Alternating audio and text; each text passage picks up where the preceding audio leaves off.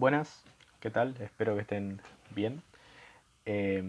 Bueno, continuamos un poco con estas clases de química durante esta cuarentena.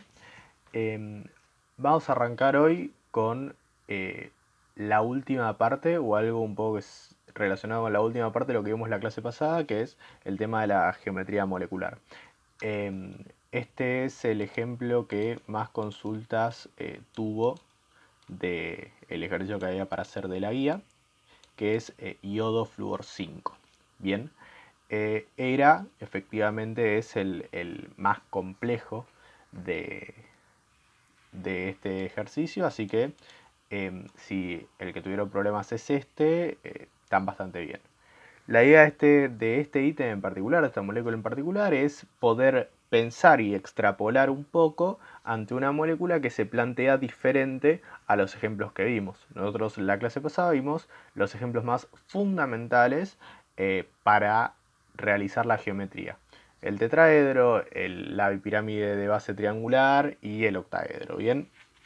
Pero por ejemplo, cuando vimos el tetraedro, hablamos de cómo era que a partir de esta forma se extendían otras geometrías cuando teníamos pares de electrones libres. Vimos la geometría del agua, la geometría del amoníaco, si no me equivoco también. Entonces, este ejemplo es o parte de un razonamiento similar al de esas tres cosas. Me salta una notificación. Bien, entonces, repasemos lo que había que hacer para llegar a la geometría. Lo primero siempre que tenemos que hacer es la estructura de Lewis de la molécula correspondiente.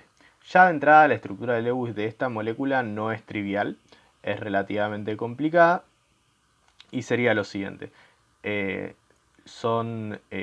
Tanto el iodo como el flúor son elementos del grupo 17, por ende tienen 7 electrones de valencia en la capa de valencia cada uno. Por lo tanto 6 por 7 serían 5 del flúor, 5 por 7 del flúor más 7 del iodo. 6 por 7 sería 42, por ende tengo para repartir 42 electrones. Bien, el átomo central va a ser el yodo, que es el átomo menos electronegativo. Entonces, tengo yodo en el centro.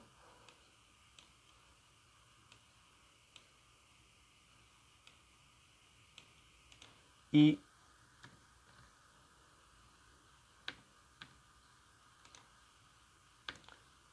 diferentes átomos de flúor alrededor del yodo. Bien, 5 átomos en total.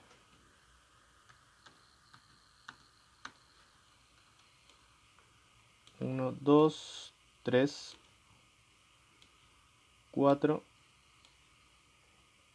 5 átomos de flúor. Bien, entonces tenemos para repartir 42 electrones. ¿Sí? Esto lo hacemos rápido. Primero tenemos que poner un par con cada flúor formando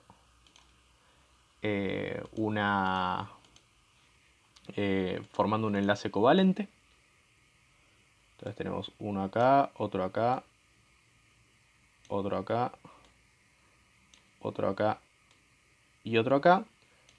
Y acá tenemos un total de 10 electrones. ¿Sí? 10 electrones utilizados, los cuales nos dejan 32 electrones para repartir, ¿verdad? Como el yodo no solo tiene el octeto completo, sino que tiene el octeto expandido, el yodo es un átomo que puede presentar esta característica del octeto expandido, ya que está en un periodo superior al periodo 2, o sea, del 3 para abajo de la tabla periódica. Entonces, no vamos por ahora a agregar más electrones al yodo, ¿sí? Entonces el yodo ya estaría completo e incluso sobrepasado. Por ende vamos a completar el flúor con los electrones que quedan, ¿sí? Tenemos para repartir 32 electrones. Y cada flúor para completar su octeto necesitaría 6 electrones. Entonces le agregamos los 3 pares de electrones a cada uno. Recuerden que los electrones siempre se ponen de a pares. Acá no se nota mucho, se pone más de esta manera. Bien, entonces, esta sería lo que nos va quedando la estructura de Lewis, ¿sí? Entonces repartimos 10 electrones para formar los enlaces y 6 por 5 otros 30 electrones para completar los octetos de los flúors. Eso nos da un total de 40 electrones y nos quedarían 2 porque teníamos 42 electrones en total. El único lugar donde puedo poner esos 2 electrones es en el átomo central porque el flúor no puede tener el octeto expandido, ¿bien? Entonces, la estructura de Lewis nos queda de esta manera. El yodo unido a los 5 flúor y aparte con un par de electrones en el átomo central como par de electrones libres. Bien, ahora, ¿cómo pasamos esto a una geometría? Lo que teníamos que hacer era contar cuántas cosas, entre comillas, tenemos unidos al átomo central. Y esas cosas eran o átomos, sin importar si era enlace simple, doble o triple, o par de electrones libres. Por ende, si sacamos el total, tenemos 5 átomos de flúor unidos al yodo y además un par de electrones libres. Eso nos da un total de 6 cosas, entre comillas, unidas a este átomo de yodo. ¿Cuál es la única manera en la que yo puedo ordenar 6 cosas en el espacio y que estén lo más separadas posibles? Es el último ejemplo que habíamos visto en la clase pasada, que es formando un octaedro, ¿sí? Entonces nos quedaría, acá tenemos el octaedro, nos quedaría una idea así. Tendríamos el yodo en el centro, los flúors en 5 de las puntas de este octaedro,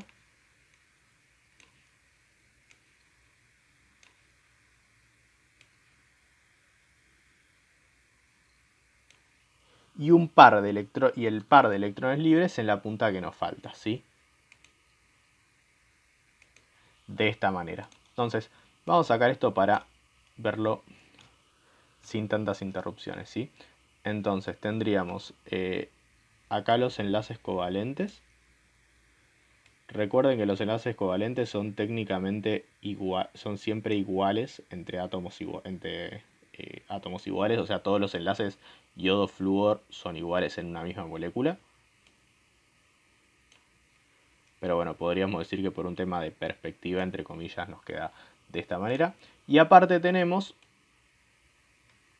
este lóbulo que formaría, que usamos para marcar el par de electrones libres, ¿sí? Entonces, lo que habíamos visto con el ejemplo del tetraedro era que cuando tenemos un par de electrones libres ejerce una repulsión un poco mayor, bueno, un poco, sino bastante mayor, que cuando yo tengo un enlace con un átomo. Entonces, este par de electrones libres ejerce una repulsión hacia todo el resto y los tira un poco más para arriba de lo que estaría en un octaedro regular. Entonces, esto no va a ser un octaedro perfecto en el cual todos los ángulos entre enlaces son de 90 grados, sino que va a ser un octaedro, le podríamos decir que la geometría sería una especie de octaedro irregular.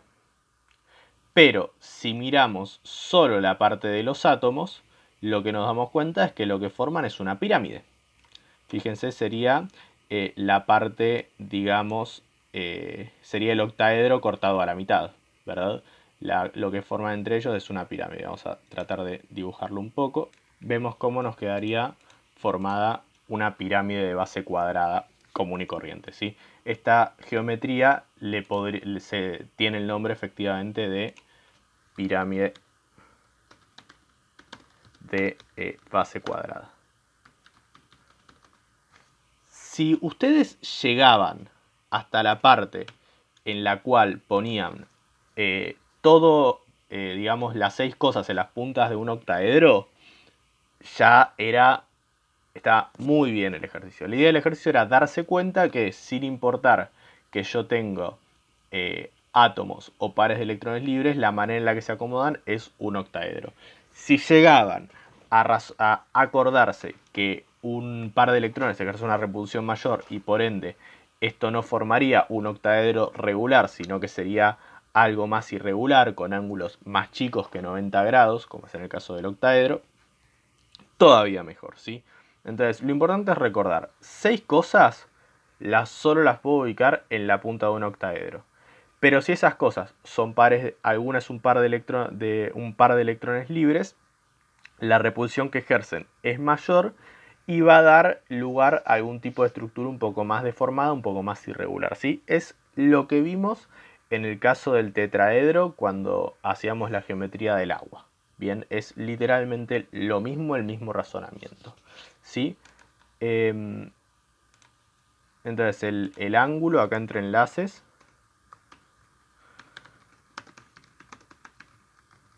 sería menor a 90 grados, ¿sí?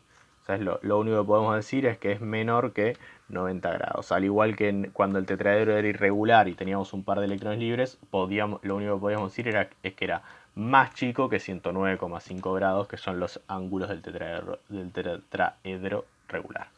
Bien, esto es para que tengamos un poco la resolución de este, que es, digamos, el ejemplo más complicado de este ejercicio de la guía, ¿sí?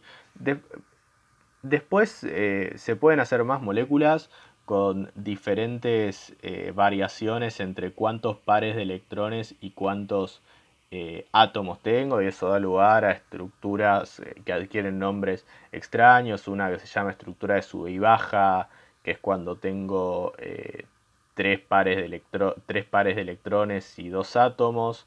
No, esa es otra que es lineal. O sea, hay diferentes cosas que la verdad que no vienen mucho al caso, ¿sí?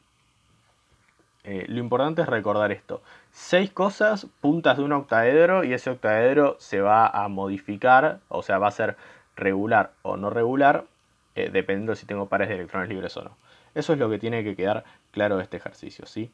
Perdón, eso estoy repitiendo mucho, esta idea de ubicar en las puntas de un octaedro y después de formarlo, porque es la base para aplicar el modelo de Trepe. ¿Bien? Bien. Entonces, vamos un poco a lo que atañe más a la clase de hoy, que es analizar el concepto de polaridad.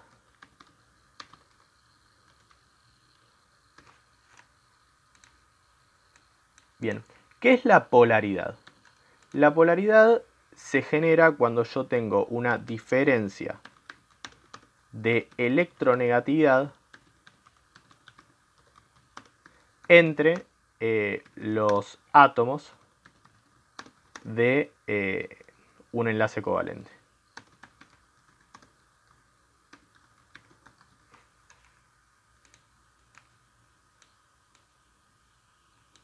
Bien, ¿qué significa esto? O sea, ¿cómo lo podemos poner en un término un poco más terrenal o más con las manos, digamos? Supongamos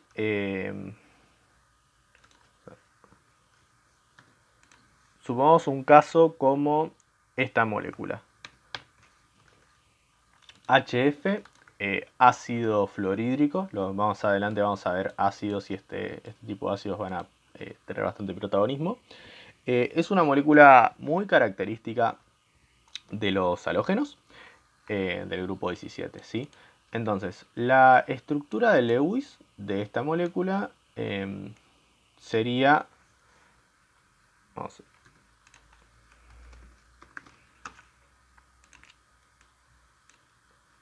sería el átomo de flúor, el átomo de hidrógeno,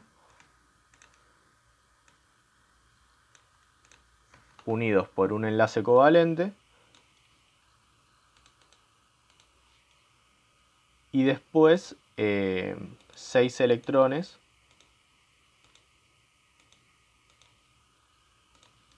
alrededor del flúor, ¿sí?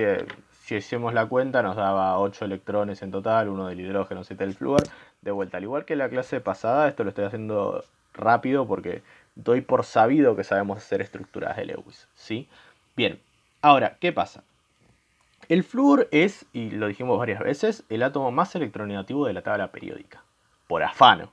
Ni siquiera es que es peleado, es muy por afano el átomo más electronegativo de la tabla periódica. Mientras que el hidrógeno es un átomo con prácticamente nula electronegatividad, ¿sí? Entonces, ¿qué va a pasar? Este enlace no deja de ser un par de electrones compartidos, ¿bien? Y la electronegatividad se define como la capacidad de atraer electrones. Por ende, este enlace podríamos decir que va a estar más corrido para el lado del flúor que para el lado del hidrógeno. Bien, entonces, ¿qué va a pasar? Se va a decir, o se dice, perdón, que del lado del flúor va a haber una densidad de carga más negativa que del lado del hidrógeno, que se va a generar una densidad de carga positiva. La mejor manera para imaginarse esto es tomar esta molécula,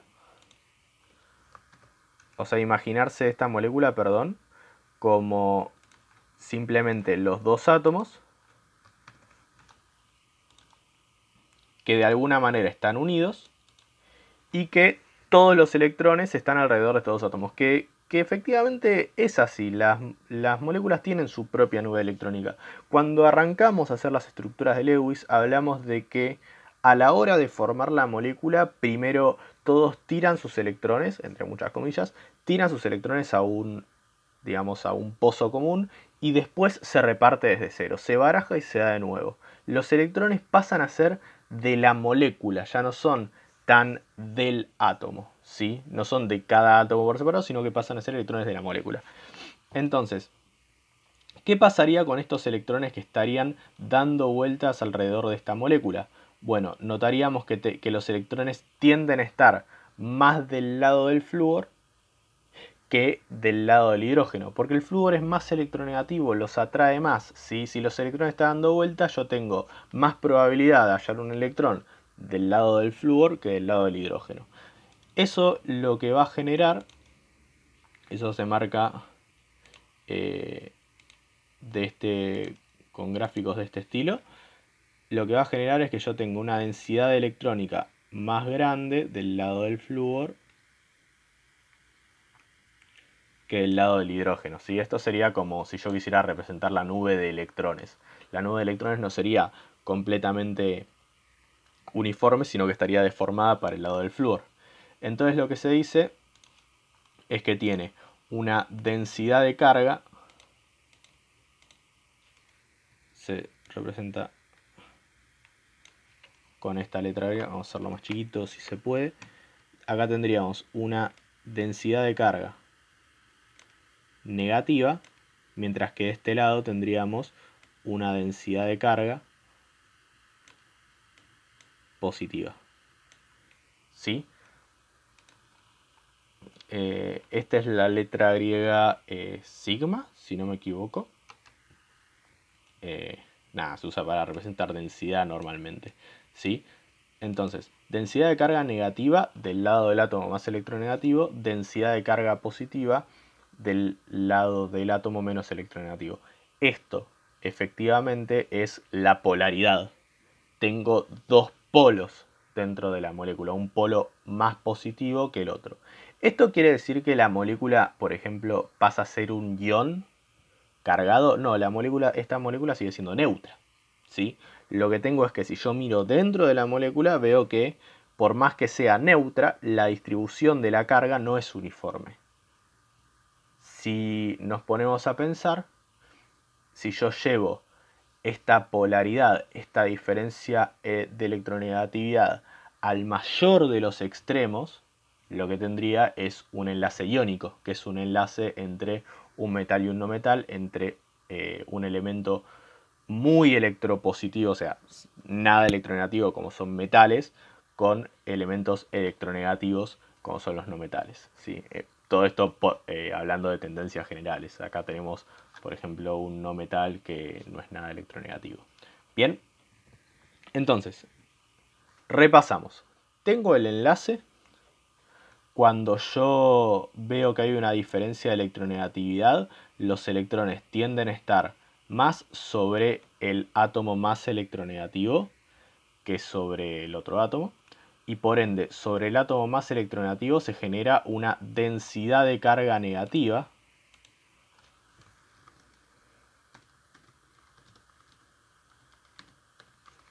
Esto, lo que estoy hablando es de la densidad de carga.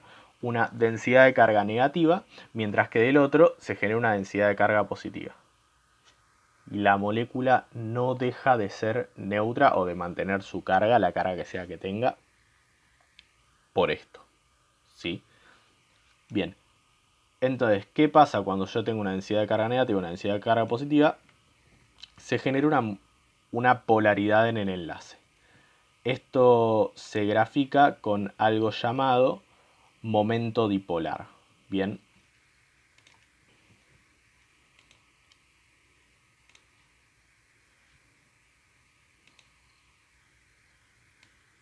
Que se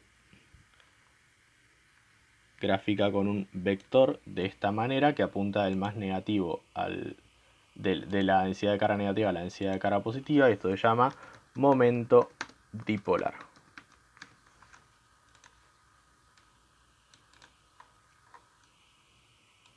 Bien, entonces, un enlace, esto lo que nos dice es que el enlace es polar.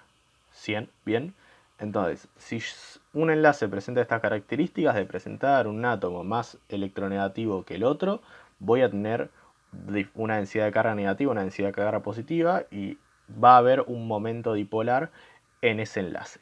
¿Sí? Entonces, este es el concepto base de la polaridad. Bien, entonces, hablemos ahora de cómo influye esto cuando yo lo tomo en una molécula.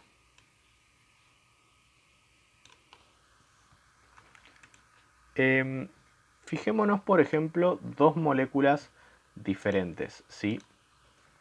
El metano, que verán que lo uso muchísimo como ejemplo, y el CH3 cloro 1. CH3 cloro. ¿Sí? Son básicamente la misma molécula, solo que cambié uno de los hidrógenos por un átomo de cloro, ¿sí? Entonces vamos a hacer el mismo análisis de recién, pero tomando en cuenta todos los enlaces. Bien, entonces hacemos la Lewis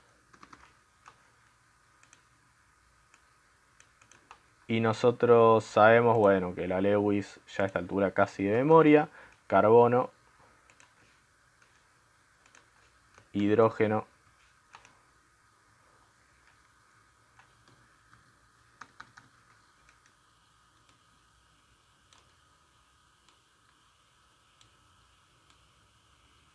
cuatro hidrógenos de esta manera, y un enlace covalente con cada hidrógeno, ¿sí?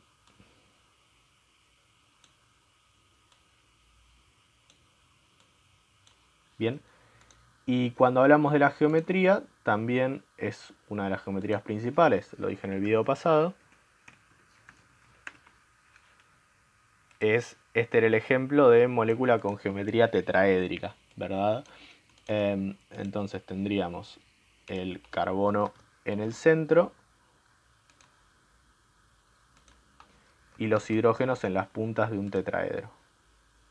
Bien. Bien. ¿Qué pasa con esta molécula? Esta molécula es exactamente igual, solo que se cambia un hidrógeno por un cloro. Por ende, esto vamos a adelantarlo bastante, pero ustedes, si no entienden bien este paso, háganlo y se van a dar cuenta.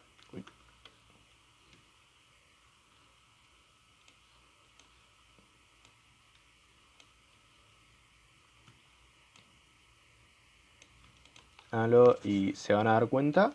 Solo cambia que en lugar de uno de estos hidrógenos tengo un cloro.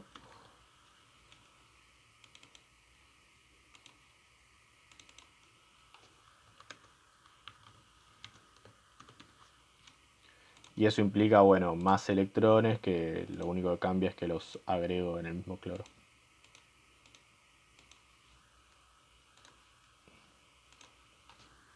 Sí, lo mismo acá, directamente vamos incluso a hacer esto.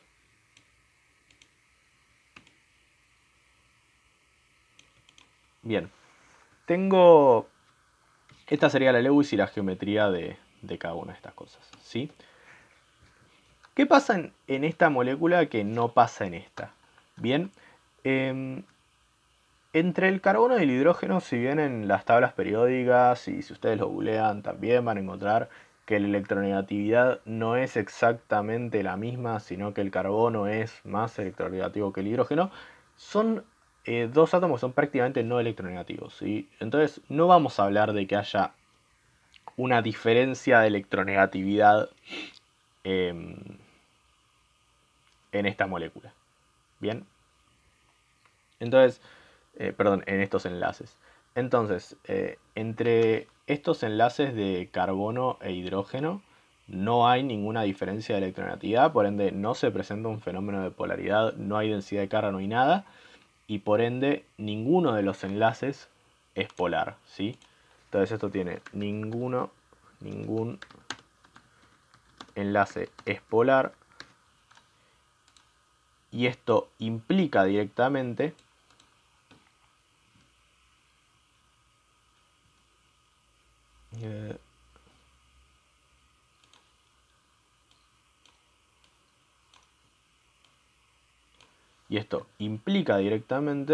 que la molécula es no polar. Bien, entonces, cuando ninguno de los enlaces es polar, automáticamente la molécula no es polar. Es imposible que una molécula sea polar si ninguno de sus enlaces tiene polaridad. Bien. Bien. Ahora, ¿qué pasa en este ejemplo? En este ejemplo sí tenemos que entre el carbono y el cloro hay una clara diferencia de electronegatividad. El cloro es muchísimo más electronegativo que el carbono. Por ende, lo que tendría es una densidad de carga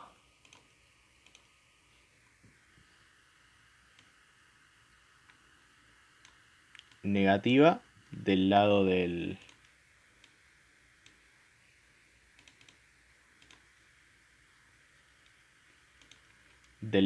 cloro, mientras que tendría una densidad de carga positiva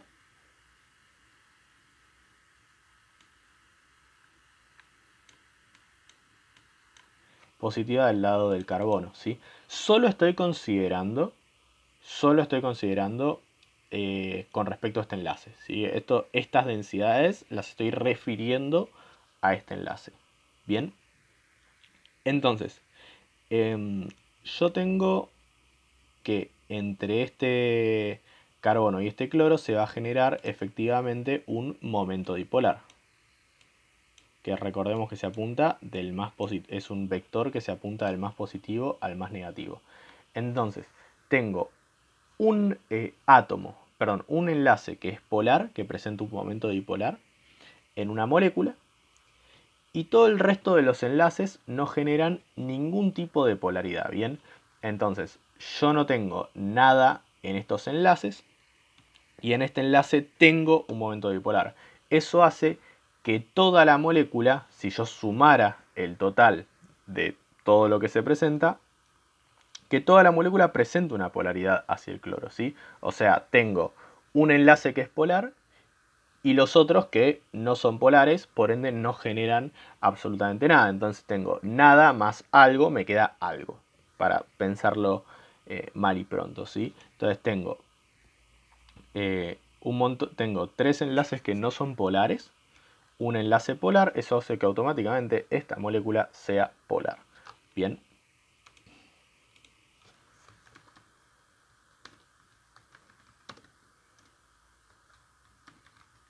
Lo que estamos haciendo con este razonamiento es tratar de ver cuál es la relación entre el enlace polar y la molécula polar. Porque a mí lo que me va a importar normalmente es saber si la molécula es o no polar. No tanto si el enlace aislado en el universo es o no polar, sino si la molécula es o no polar. Y para eso tenemos que entender este gran concepto, que es que haya un enlace polar no va a implicar siempre que la molécula sea polar, ¿sí? Es necesario que para que una molécula sea polar haya al menos un enlace polar, pero no alcanza con eso. ¿Por qué no alcanza con eso?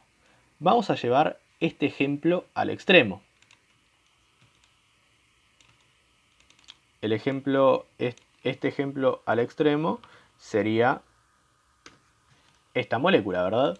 El tetracloruro de carbono se llama carbono cloro 4. Bien, sería básicamente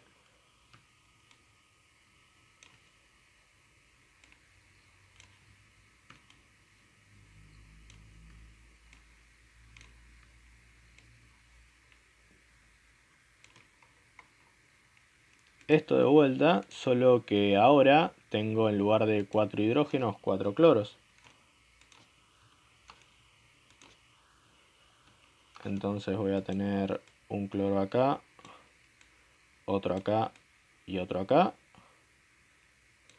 Y los electrones correspondientes. De vuelta, si ustedes hacen la Lewis desde cero, hacen la suma de electrones de valencia y bla, les termina dando siempre estas Lewis, ¿sí?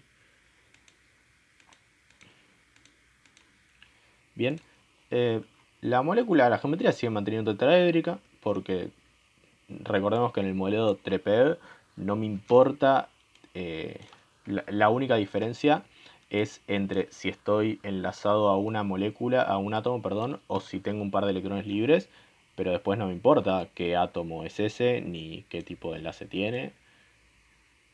Entonces me termina quedando una cosa así. Bien, misma molécula, solo que en lugar de hidrógenos tengo cloros, ¿sí? ¿Por qué va a presentar una diferencia esto? Ahora, acá lo que tenemos es este fenómeno en el cual tenemos un momento dipolar en el enlace de carbono-cloro, repetido en todos los enlaces. Bien, entonces esto no va a quedar muy bien.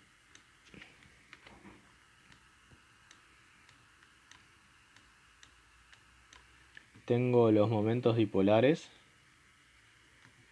de esta manera. Lo que este programa tiene de todo, lo que no tiene es una buena herramienta flecha.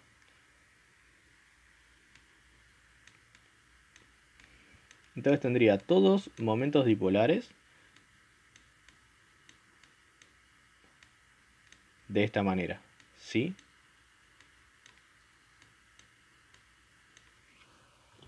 Me quedó bastante, no me quedó del todo bien, creo, pero quiero que se entienda, la idea de esto es que tengo siempre todos momentos dipolares en todos estos enlaces, ¿sí? Y son momentos dipolares exactamente iguales, ¿bien? Entonces, yo acá, ahora lo que tengo es enlaces polares exactamente iguales. Y además tengo una molécula simétrica.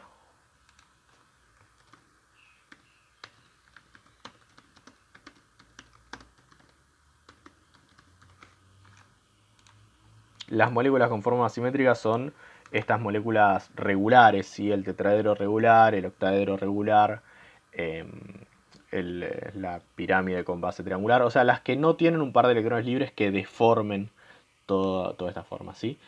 Entonces, ¿qué va a pasar? Dijimos que para definir la polaridad de una molécula, yo tengo que tener en cuenta la polaridad de todos los enlaces y la suma de eso. En este caso no tenía ningún enlace polar. En este caso tenía un solo enlace polar, el resto no eran polares. Eso hacía automáticamente que la molécula fuera polar, porque tengo la suma de polaridades, digamos, me da que tengo una gran polaridad para allá, para el lado del cloro. Ahora, en este caso yo tengo exactamente la misma polaridad apuntando en direcciones opuestas en una figura geométrica simétrica. Eso lo que va a generar, no sé exactamente cuántos saben de vectores hacia la matemática, pero si yo sumo vectores de manera simétrica, lo que me va a terminar dando es que se cancelan unos con otros. Esto es como en física cuando las fuerzas se cancelan. Es un fenómeno prácticamente parecido, muy similar. Entonces, lo que me va a dar es que cuando la molécula es simétrica y todos los enlaces son iguales y presentan exactamente el mismo momento dipolar, todos estos momentos dipolares se cancelan y me terminan dando una molécula no polar.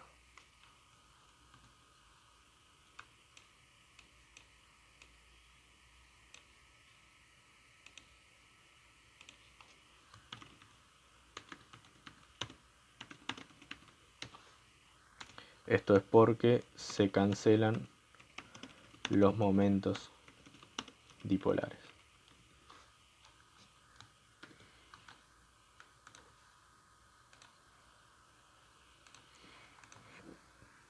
Bien, entonces esto es clave, ¿sí?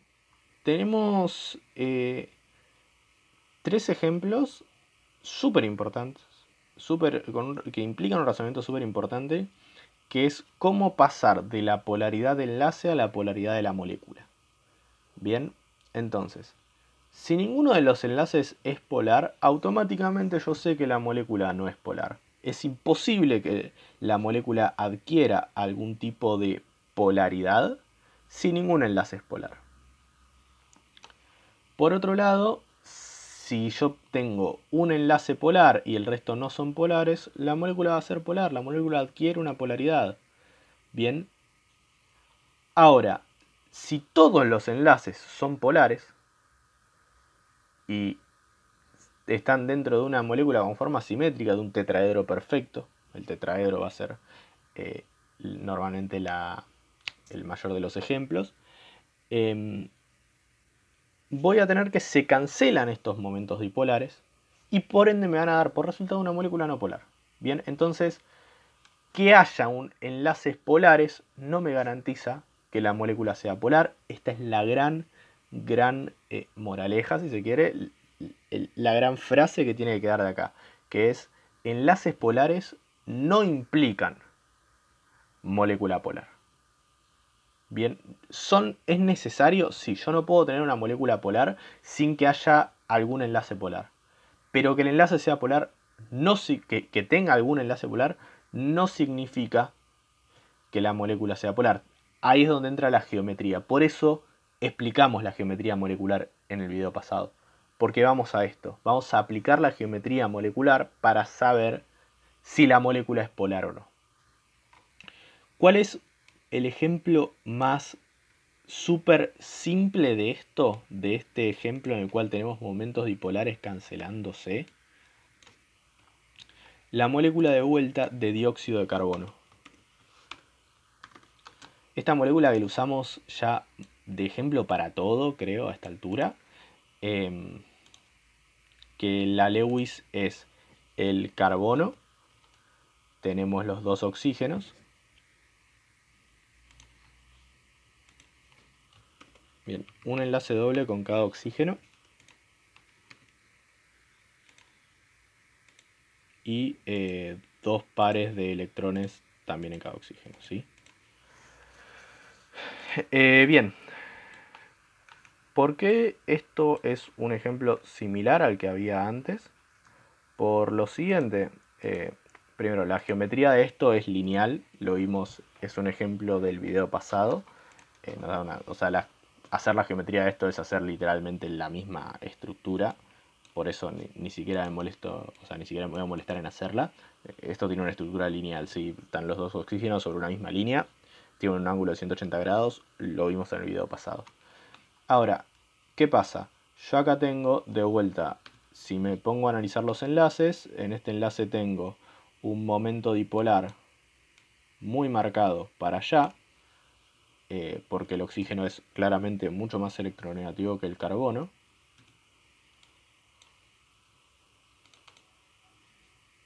Mientras que acá tengo exactamente lo mismo, tengo exactamente el mismo momento dipolar para este lado. Entonces, ¿qué va a pasar?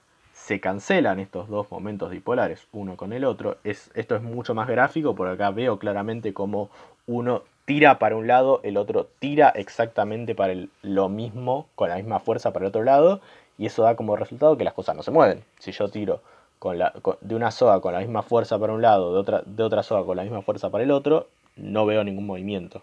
Bien, se cancela. Entonces, este es el otro ejemplo en el cual los momentos dipolares se cancelan